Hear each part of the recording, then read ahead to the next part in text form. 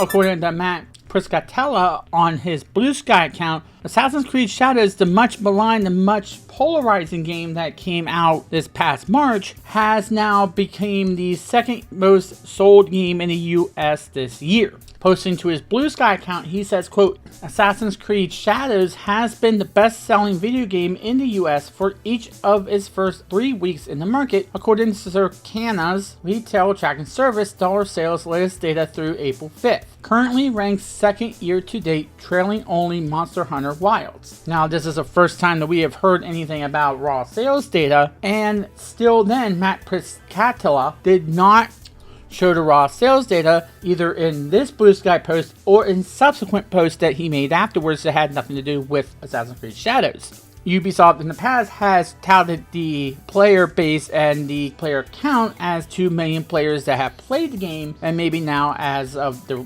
recording of this video, maybe 3 to 4 million players that have played the game. However, this in turn does not correlate to sales figures of units that have moved from the store shelves into players' hands. Now, Circana is a former NPD group which had in the past tracked numerous sales data both on consoles and about games. Now, in response to this, some of the people who have been trying to call out the anti-woke movement have chimed in. This one from Mighty Keith on this X account saying, quote, currently Assassin's Creed Shadows is the second highest selling game of 2025 in the US, which is impressive to be honest. Goes to show just how big the AC franchise still is. And another one of those particular people came at says, quote, oh no, Shadows wasn't a failure like the anti-woke brigade was telling everyone in their prepubescent voices. Sad. Now, many pundits on YouTube and in print have said that Assassin's Creed Shadows was to be a must-win situation for Ubisoft as they faced some financial turmoil after a dismal 2024, which saw its major outing, Star Wars Outlaws, get bombarded with negative press and negative reviews across the board, both in its gameplay and in its pricing tiers of their editions for the game, as well as the microtransactions, which some will say are predatory. And Assassin's Creed Shadows, which is a single-player game, also includes microtransactions. Ubisoft in the past month has since been sold in part to Tencent, with some of its major franchises, including Assassin's Creed, being taken over and controlled by Tencent. And while no one is saying that Assassin's Creed Shadows has in itself had anything to do with what has happened to Ubisoft, no one is saying that it had helped its fortunes at all. Now, first of all, I want to stress that I wouldn't take much of what people like Mighty Keith or K-Med or even Airbed on his 5th account at this point say about this too seriously, because of them being the cultural war profiteers, where if Grumps dropped off the face of the earth tomorrow, they wouldn't have anything to talk about because their whole entire presence online is dependent on what the latest outrage thing Grumps had to say. And this here, they are going to tout this to the extreme. And the most thing about this is that I don't think they even played the game themselves. They whined that Admidian had actually played the game when they said, oh, well, if you didn't play the game, you don't have any right to complain about it. But now he's actually playing the game to its conclusion, which is more than what we can say about some of the people from Kotaku or Polygon, which only play a fraction of the game, and then say, oh, this is what we think about it, and then move on and never actually complete a game. He's doing 10 times the work that those people have done, and you're complaining because now all of a sudden you don't want him playing the game that you say, oh, it's all mine, all mine. Well, make up your mind.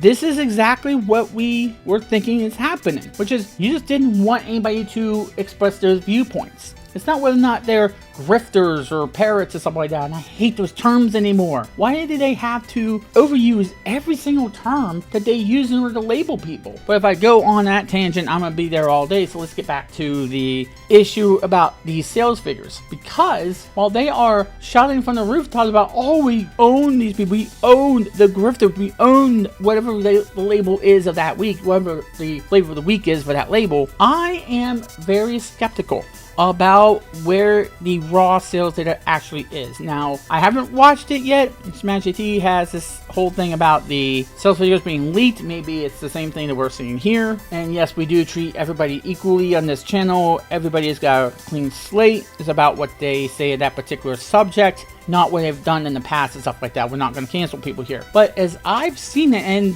Circana is NPD group of whatever the term would be, maybe the offspring or the new name of a company or something else altogether. I'm not quite sure what you would call it, but maybe the successor, maybe we'll call it that. But the successor, we'll just do that. So I say these would be kind of trustworthy. However, I am questioning what the raw sales data is. Because remember, this is just the US first of all. Globally is a different story. What did Japan think of this? What did UK think of this?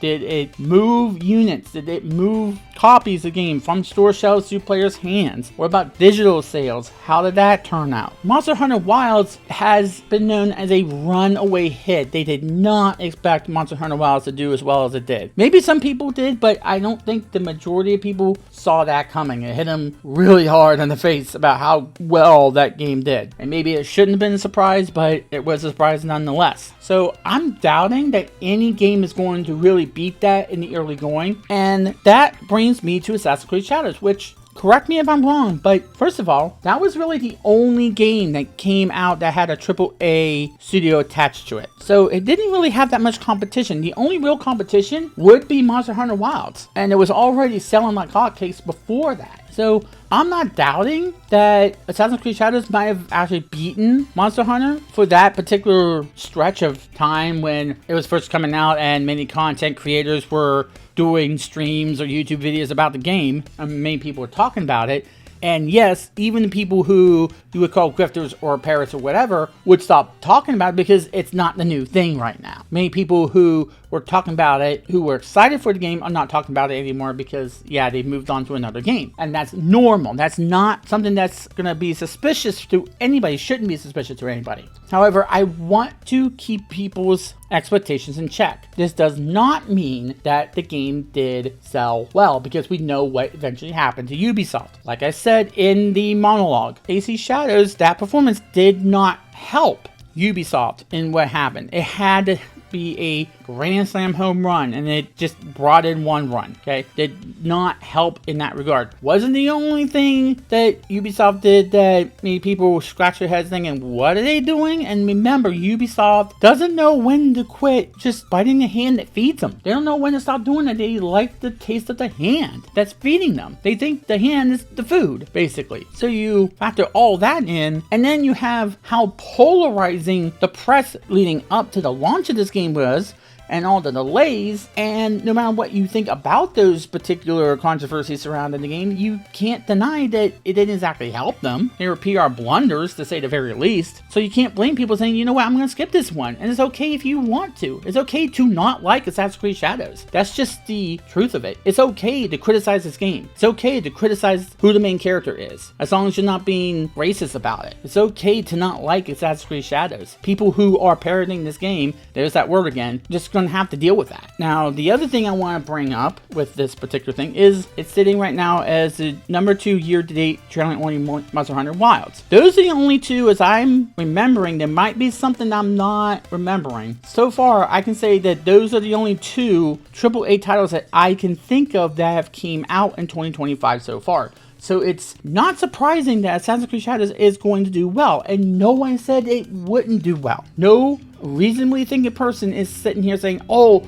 I'm thinking it's going to do very poorly. It's going to be the death of Ubisoft. No reasonably thinking person is going to think that. Neither did they want the game to fail. Yes, I have said 19,000 people in your company is way too many people. But that doesn't mean that anybody wants to see the game fail. They just don't think that it was going to do well enough for Ubisoft to get out of the hole they were in. And maybe it would have gotten them into the position they were in anyway, even if Assassin's Creed Shadows did a grand slam. But I would love to see what the raw sales data was. How many units exactly did they move? Because if you are number 2 year-to-date sales leader in 2025, but you didn't even come close to what Monster Hunter Wilds did, that's different than if you were running neck and neck and you just happen to be a few copies down below. There's a big difference there, and it would tell the story. So I'm not doubting that this is accurate, but I would love to see what the raw sales data is. And yes, that means the same numbers, they still count and they still have relevance.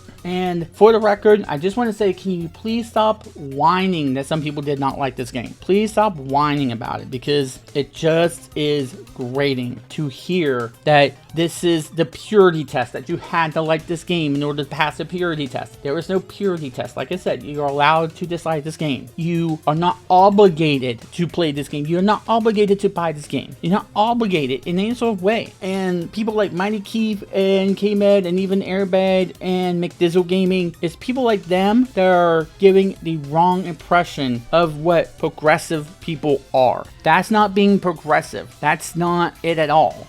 Those people I mentioned and those people who want to join in on that kind of rhetoric, they're not left-wing. They're sure as crap not left-wing. If you want to find true left-wing voices, that's not it. And for the record, when I go to play a game with somebody, who they voted for in the presidential election or what they think about this or that topic is the last thing on my mind. This should be a bipartisan effort to figure out what is the medium, what is the center, what is the moderate solution to these sort of things. And I think Ubisoft should have known about that. This changes absolutely nothing, actually. This just says that, hey, Assassin's Creed Shadows, you didn't have any competition, and everybody who wanted Monster Hunter Wilds got it. So you had it all to yourself. That didn't mean a thing. And there's people who are shouting from the mountaintops saying, oh, we own the Chuds, we own the anti-woke. You didn't own anything. All you did was to make it harder for those people who are progressive, who do think that where your political leanings are should be the 50th thing on your mind when you're playing a game with somebody, to be able to get their voices heard. And hopefully this channel is some place that you can have your voice heard. Now I want to hear your voice. Leave a comment down below. Please subscribe, and please keep an eye on mental health. Make sure you get that checked out.